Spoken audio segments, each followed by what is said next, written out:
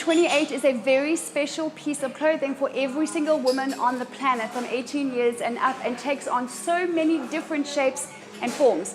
And it is the LBD, the little black dress, a classic, absolutely essential part of any woman's wardrobe. I'm actually wearing a little LBD right now. It's a swing dress, so very comfortable, but still beautiful, still makes you feel that you look good and feel good version of a little black dress. But the little black dress is an absolute classic. It really is an essential. You cannot not have one in your wardrobe.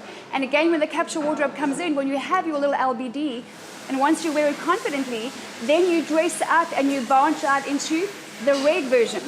So here we are in a bustly, busy, beautiful little restaurant, and there's people and there's noise, but when you're in a little LBD and you're waiting for your husband to arrive for your date night with your little clutch and your black heels or your red heels when you get there, with a couple other things we're going to end this program with, it makes you feel special. It makes you feel like a woman.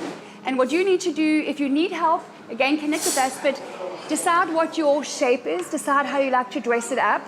An LBD is a beautiful piece of clothing that should make you feel dolled up.